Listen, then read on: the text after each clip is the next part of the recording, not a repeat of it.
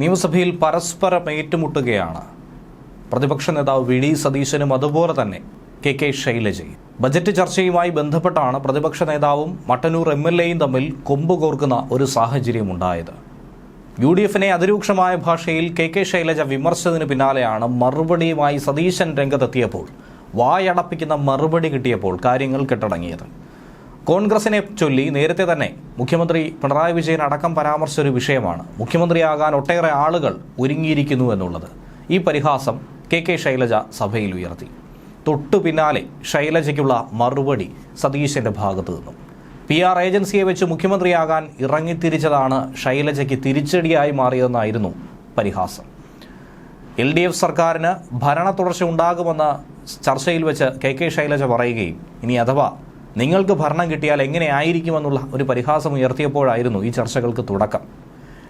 നിങ്ങൾക്ക് എല്ലാവർക്കും മുഖ്യമന്ത്രിയാകേണ്ടേ എന്നാണ് പ്രതിപക്ഷത്തെ നോക്കി പരിഹസിച്ചുകൊണ്ട് കെ ശൈലജ ചോദിച്ചത്. എത്ര ആളുകളാണ് നിങ്ങളുടെ കൂട്ടത്തിൽ മുഖ്യമന്ത്രിയാകാനായി കാത്തിരിക്കുന്നത്?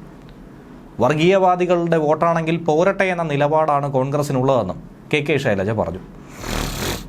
ഇനിയിപ്പോൾ ആരുടെയെങ്കിലും വോട്ട് കിട്ടിയാണെങ്കിൽ പോലും നിങ്ങൾക്ക് എങ്ങനെയെങ്കിലും ഭരണം പിടിക്കണമെന്നുള്ള ചിന്ത മാത്രമാണുള്ളത്. ഭരണം കിട്ടില്ല എന്നുള്ളത് ഉറപ്പായിരിക്കുന്നു. അടുത്തതും ഇടതുമുന്നണി സർക്കാർ വരും. കാരണം ഇപ്പോൾ നടക്കുന്ന വികസന പ്രവർത്തനങ്ങളുടെ തുടർച്ച തന്നെ ആയിരിക്കും ഏവരും ആഗ്രഹിക്കുന്നത്. അഥവാ ഇനി ഭരണം പോയാൽ മുഖ്യമന്ത്രിയാകാനുള്ള വലിയ മത്സരം തന്നെയായിരിക്കും കോൺഗ്രസിനുള്ളിൽ ഉണ്ടാകുന്നത് എന്നാണ് കെ ശൈലജയുടെ പരിഹാസം. ടീം കനകൂല് വന്നിട്ടാണോ 5-6 ആളുകൾക്ക് മുഖ്യമന്ത്രിയാകാൻ ആഗ്രഹം കൊടുത്തത്? അത് വലിയ അപകടമാണെന്നും അപ്പോഴാണ് ലീഗിന് തോന്നിയത് മുഖ്യമന്ത്രി സ്ഥാനം കിട്ടിയാൽ എന്താണ് കുഴപ്പമെന്ന്. എന്നാൽ ഇടതുപക്ഷം സംസ്ഥാനത്തിൻ്റെ വികസനത്തെ മുൻനിർത്തിയാണ് മുന്നോട്ട് പോകുന്നതെന്നാണ് ശൈലജയുടെ വാദം. തൊട്ടു പിന്നാലെ സതീശൻ്റെ വക ഒരു സിക്സർ വായിച്ചു. പ്രസംഗത്തിനൊടുവിൽ കെ ശൈലജയ്ക്ക് കൃത്യമായ കുറിക്ക് കൊള്ളുന്ന മറുപടിയാണ് വി ഡി സതീശൻ നൽകിയത്. പാർലമെൻ്ററി പാർട്ടി നേതാവെന്ന നിലയ്ക്ക് മറുപടി പറയേണ്ടത് ഞാനാണ്. ഞങ്ങൾക്കിടയിൽ നിലവിൽ യാതൊരുവിധ പ്രശ്നവുമില്ല, ഒരു തർക്കവുമില്ല.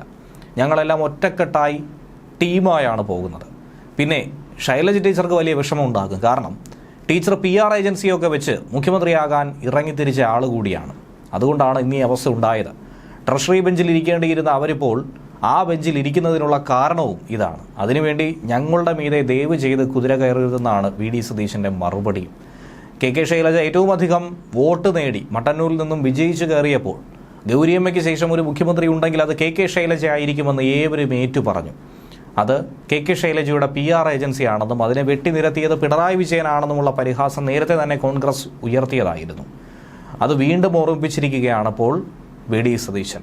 അതുകൂടാതെ മുഖ്യമന്ത്രി പോയിട്ടൊരു മന്ത്രിസ്ഥാനം പോലും ലഭിക്കാത്ത അവസ്ഥയിലേക്ക് കെ ശൈലജയെ തരം താഴ്ത്തുന്ന സാഹചര്യം പോലും ഉണ്ടായി എന്നാണ് കോൺഗ്രസിൻ്റെ വിമർശനം ഇടക്കാലത്ത് ഉയർന്നു കേട്ടത്.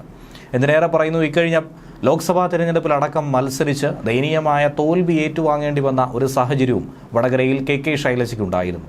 ഇതിനു പിന്നാലെയാണ് കോൺഗ്രസിനെ വിമർശിക്കാനിറങ്ങിയ കെ ശൈലജയെ ആട്ടിപ്പായിക്കാൻ വി ഡി സതീശൻ തന്നെ കളത്തിലിറങ്ങിയത്.